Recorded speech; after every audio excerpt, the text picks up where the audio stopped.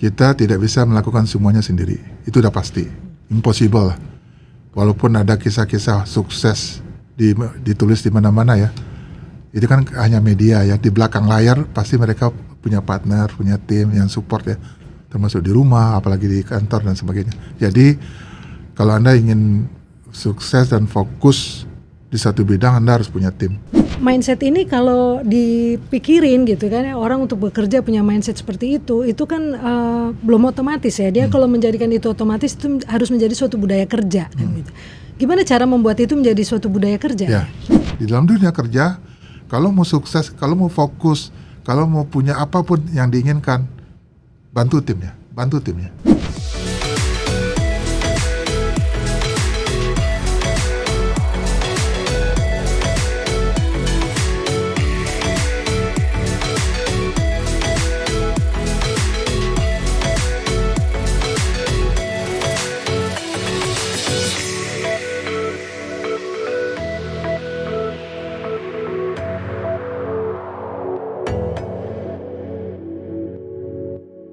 Halo rekan-rekan dan sahabat Avanti, ketemu lagi di podcast Indonesia Produktif, inovatif, dan giat.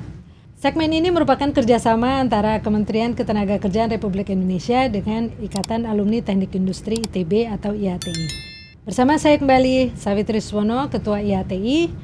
Hari ini akan berbincang-bincang mengenai practical tips menjadi lebih produktif dengan narasumber kita, Bapak Rudi Maulana, founder dan CEO dari Proxis Group.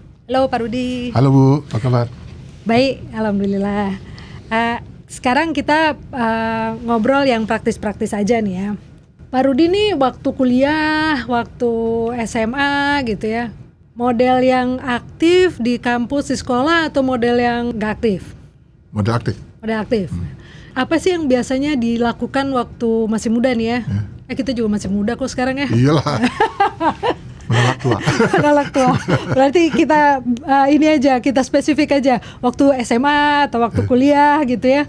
Apa sih kebiasaan yang biasa dibangun ya oleh Pak Rudi untuk sehari-hari? Yang paling banyak saya lakukan tuh berorganisasi. Jadi kalau SMA tuh ketua OSIS, ketua kelas, ketua pramuka, pokoknya ada peluang ketua ya semua. Kalau apa sih manfaatnya jadi ketua-ketua organisasi itu waktu masa sekolah? Kalau nggak ada dulu mungkin nggak jadi begini sekarang. Oh gitu. Jadi pelajaran apa yang leadership, manajemen, memahami manusia, merancang strategi, bisnis proses itu datang dari situ. Banyak banget, itu semua kepake banget. Pas kuliah lebih banyak berorganisasi tapi tidak ketua. Jadi aktif di organisasi-organisasi. Pernah di kampus itu dulu namanya Center for Student Entrepreneurship Development. Itu memang karena suka bidang itu, Kokesma. Kalau di himpunan tidak terlalu aktif tapi lumayan. Kegiatan Salman, pengajian, PDKR, kegiatan-kegiatan sosial juga ada. Jadi banyak di organisasi ya, di situ belajar untuk leadership dan teamwork mungkin ya. Nah, kan ini banyak banget nih kegiatan yang dilakukan banyak banget. Apa sih yang harus dilakukan supaya kita bisa tetap fokus dan produktif gitu? Kan ada orang yang ikut aja tapi nggak berdampak apa-apa pada organisasi yang diikutinya gitu. Nah, apa yang harus kita lakukan? Ya kalau beda ya antara anak muda zaman dulu, waktu dulu kita lebih banyak kepentingannya belajar, cari pengalaman. Jadi fokusnya ya mendapat experience sebanyak mungkin. Kalau kita dalam organisasi waktu zaman kuliah atau SMA.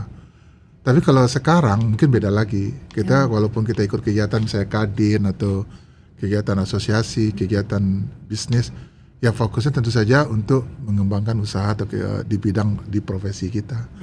Jadi tergantung kita, ya tetap harus fokus. Cuman fokusnya harus clear definisinya ya. Cuman fokusnya bisa beda-beda itu aja.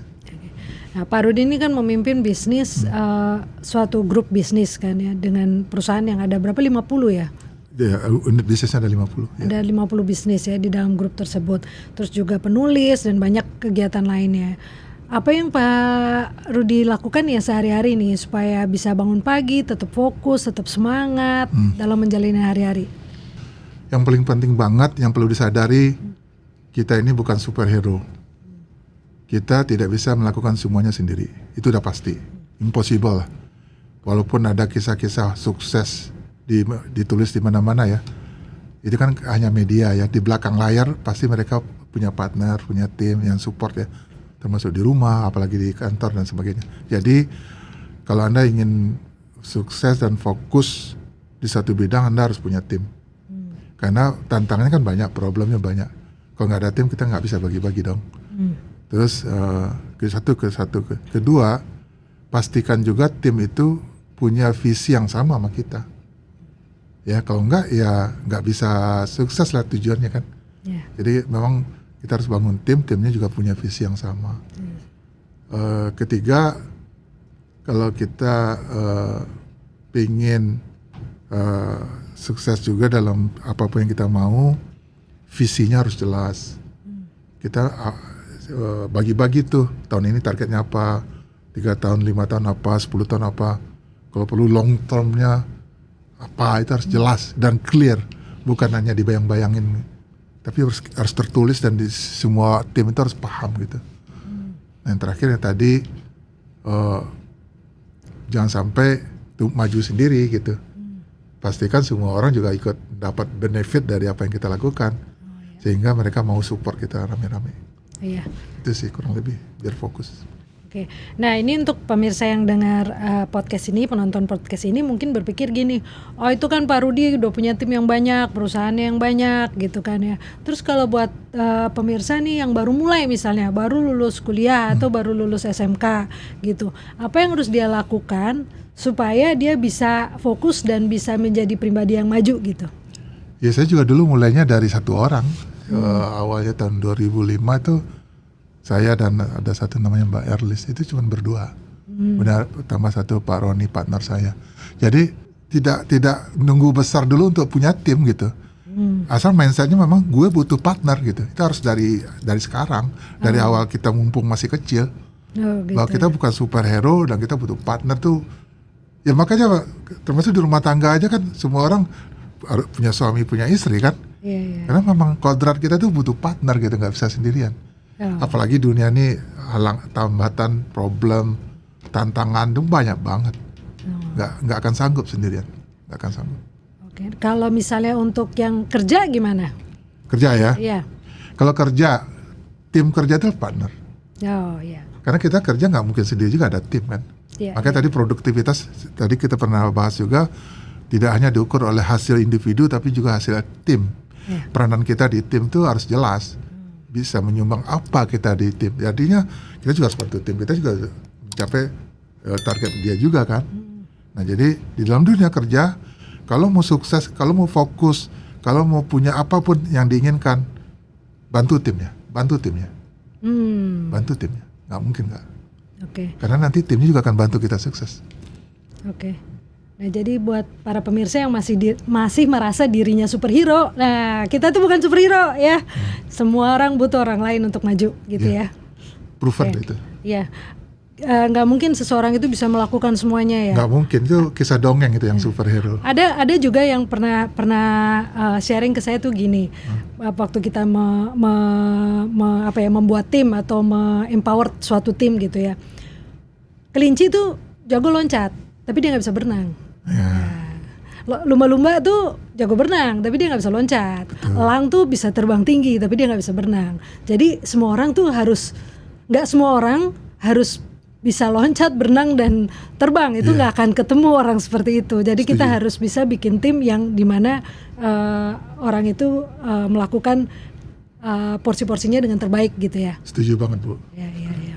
Nah jadi berarti teman-teman juga harus sadar nih, kalau kita kerja sama teman atau tim atau siapapun atau dengan leader kita, jangan berharap mereka juga superhero dong. Iya. Karena kita kan juga nggak superhero. Iya. Itu masa orang lain harus superhero. Tapi sebenarnya seneng juga sih jadi superhero. Keren ya. Kayaknya aja keren ya, tapi capek lagi. Kalau superhero celana dalamnya di luar Bu. Itu mah Superman aja kali. Ya.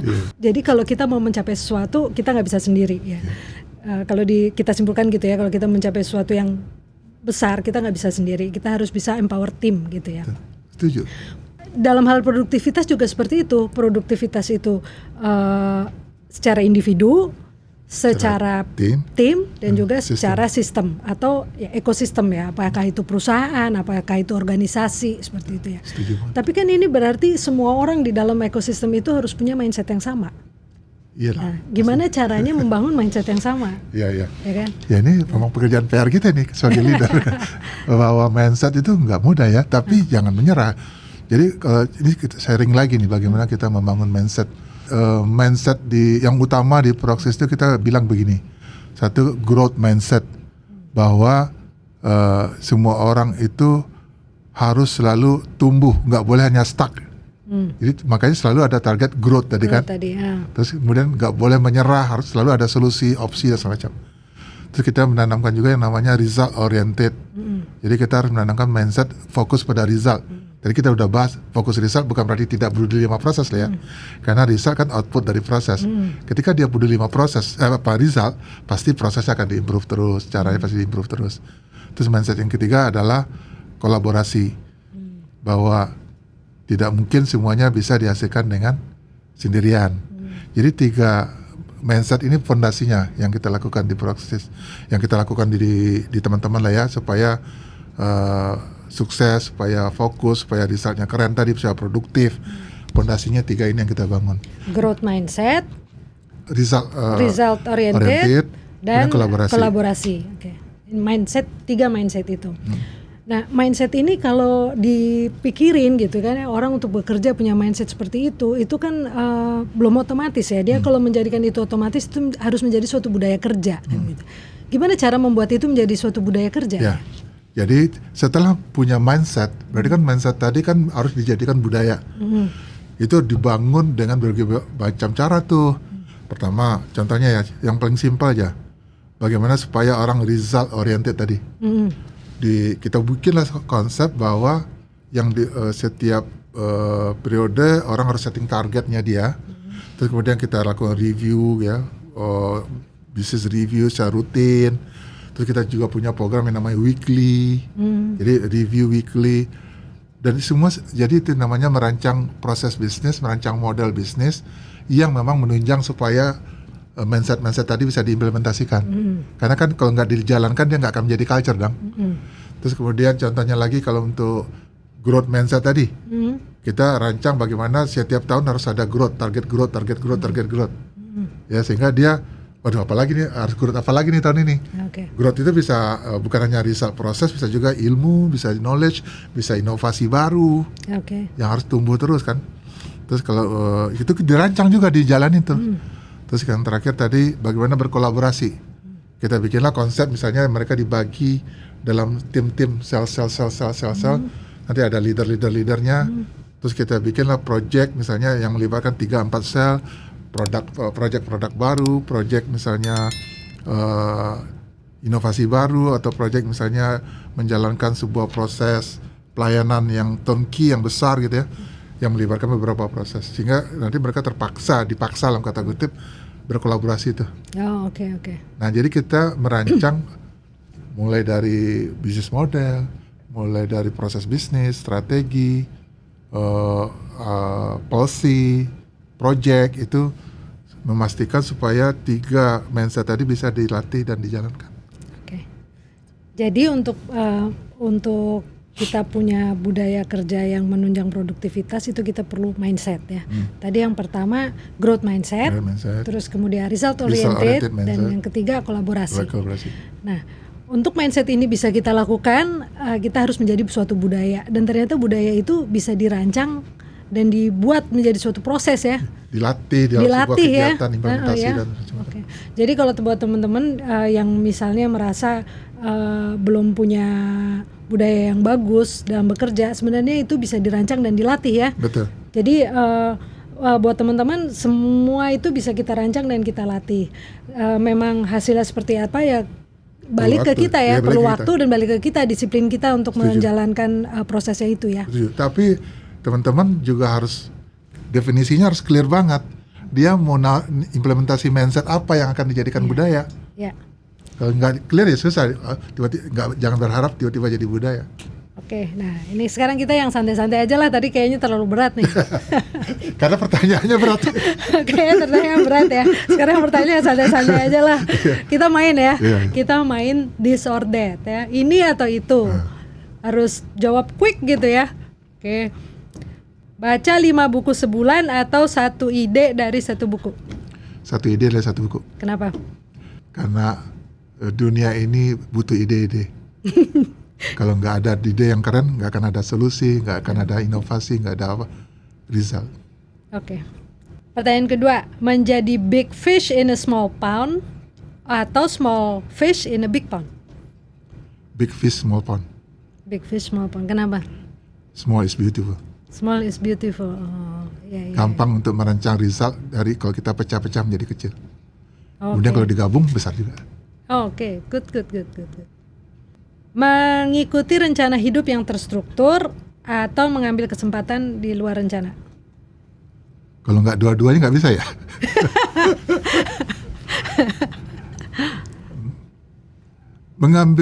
Memiliki rencana tapi sangat fleksibel. Ya. Lebih dekat yang satu tapi tidak kaku, lebih tidak fleksibel. kaku gitu ya. Ya. Setuju.